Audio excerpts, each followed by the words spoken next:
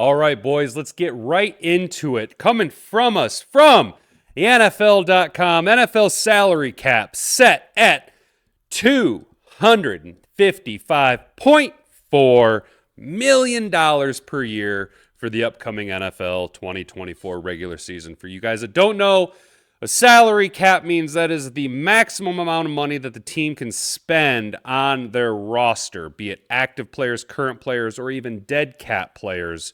That's the most amount of money that they can spend in any 1 year. So you see these guys getting these massive mega deals. Well, that all hits against the cap, right? So we need to maintain our budgetary constraints for the team to now be limited to $255.4 million per team.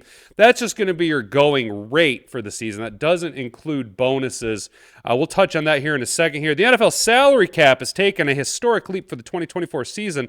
The league announced on Friday that the salary cap will be $255.4 million per club. The figure makes an unprecedented $30 million leap from last year, which was $224.8 million a year. Now, guys, that is quite a substantial jump per organization. That's a great thing. That's a great thing if your team is running up against, cap issues and you got a lot of guys to sign back to the roster. Really, that bodes well for the Detroit Lions. That bodes really, really well for us in that not only do we now have the option to extend Jared Goff to a more palatable contract for us somewhere in the $45 million per year, but also the $3.5 million deals Brad Holmes has been working for the last couple of years with guys is really going to start to be beneficial now that we're going to be in the restructuring and re-signing end of our cycle here, where we're going to have Jared Goff, who's going to need to be re-signed. You're going to have Penei Sewell coming up, I think, next year, and that will Penei will be in his fifth year next year. So we can obviously, what we can do with Penei Sewell being a first-round pick, we can exercise his fifth-year option, which will give us one more year under a more rookie-style contract, which will be less of an impact against the cap. However, guys, we need to look at the career path of Penei Sewell. All-pro, best offensive tackle in football, multiple-time, two-time Pro Bowler, I think two-time, regardless, multiple Pro Bowls in his fourth year already. Best offensive tackle in all of football. When Penei Sewell signs his next contract, ideally with the Detroit Lions, he's going to reset the market value for offensive tackles. He'll probably be the highest paid offensive lineman in NFL history just based on market trends and the fact that he's worth every penny. I've said, Penei, you might as well start suiting him up for a gold jacket already because the guy's on a Hall of Fame trajectory. But so you're going to have Penei coming up, then you're going to have guys like Hutch. Amon-Ra, we're already working on his deal, right? But you're going to have Hutch. You're going to have Jameer the year after that. You're going to have Brian Branch. You're going to have all these guys whose contracts are going to start to come up. And these guys expecting to get a second contract extension when you have elite performances, Penei Sewell, Aiden Hutchinson, Jameer Gibbs, who are going to command elite money. This allows a little bit more negotiating room for Brad Holmes to be able to extend these guys with a little bit more money, not necessarily try and strong arm them into taking a team-friendly deal to stay under a real limiting salary cap, okay? So that bodes well for us. Back to the article here. Per the NFL, on top of the record salary cap, there will be an additional $74 million per club payment for player benefits, okay, which includes performance-based bonuses, benefits for retired players. Oh, wow. In 2024, okay, look at this number right here. In 2024, player costs will be $329.4 million per team. That's more than $10.5 billion league-wide, okay? So when I say the NFL is a cultural powerhouse that can sway the direction of our culture, that's what I mean. They are a financial powerhouse.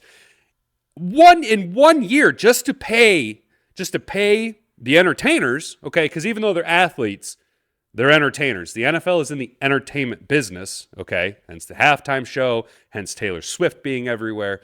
Just to pay the entertainers, over 32 teams will be $10.5 billion. That doesn't include stadium operating costs. That doesn't include team travel. That doesn't include your feedings, your trainings, all this stuff, everything that goes into it, right? everything to make the wheels of the NFL turn just to pay the entertainers $10.5 billion. Okay? So, as we previously stated, that's great for the Detroit Lions, who are going to be running into the re-signing period of all of our young and booming stars that Brad Holmes just continuously mines out of the draft, right? It's great for us. We have this elite team, this NFC championship contending team who has a plethora of our elite players on rookie deals. That's awesome. But unfortunately, as time goes on, those guys are going to need to be re-signed to contracts that reflect what they're worth, and that's good for us. What is the negative, though? What is the negative to this each team getting a $30 million a year salary cap bonus?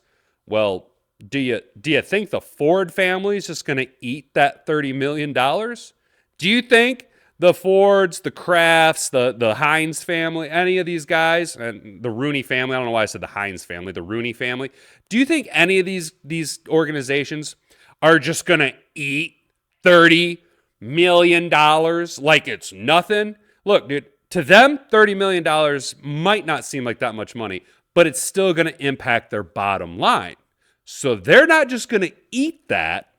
They're going to, that's right, say it with me now, pass the savings on to you. That's right, you, me, John T., NFL fan, the layman, the everyday man, the 40 hours plus a week guy, the guy who's just out here trying to survive, who on Sundays, Mondays, and occasionally if the game calls for it on Thursdays, you want to crack a beer, you want to eat some wings or some pizza, you want to talk about it with your buddies, you want to get on X and talk a little bit of ish to people, right?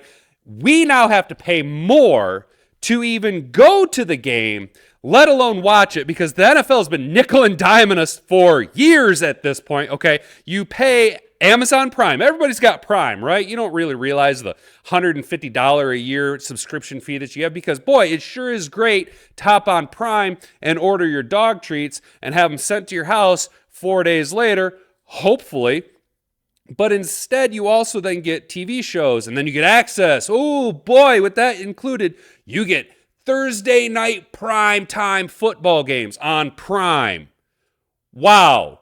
Maybe 2-3 good games a year. The rest of them, hot garbage. They're just trash games, okay? So you pay for Prime. That's okay because it's kind of a living expense now at this point, considering the modernized world that we're in post the unknown virus with unknown origins.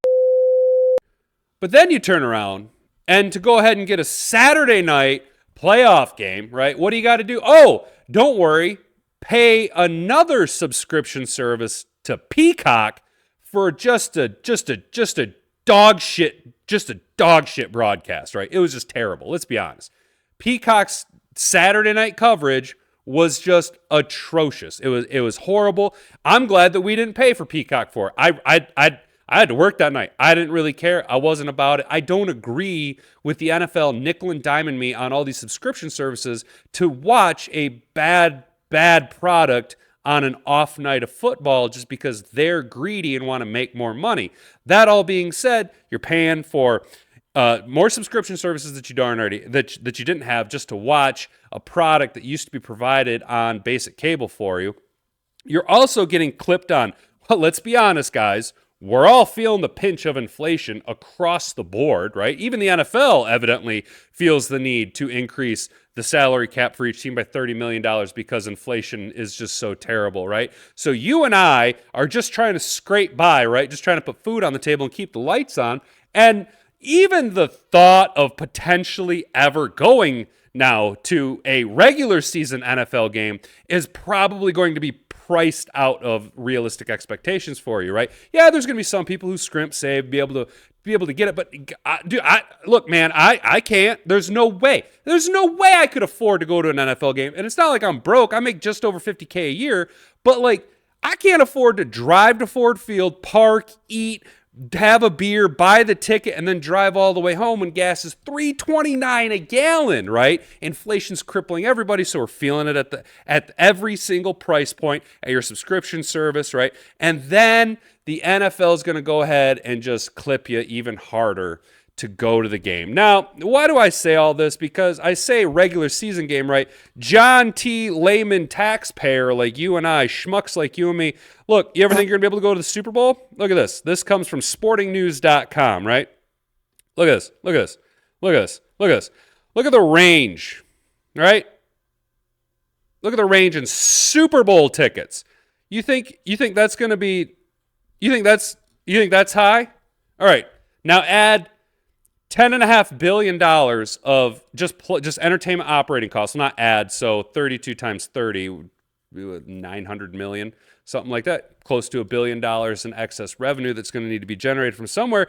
And you think that Super Bowl tickets going last year at an average of $8,400, okay, some as low as $6,800 and some as high as $22,000 a ticket.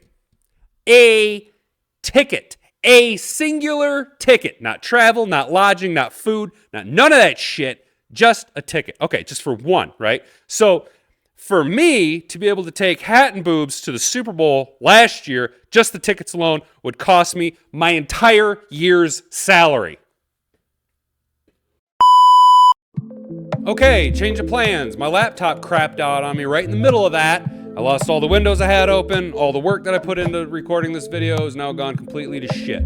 I've tried to record this without losing my fucking temper 7 times now. This is the end of the video. I will be back next week. I need to go shove my fucking head in a wood chipper.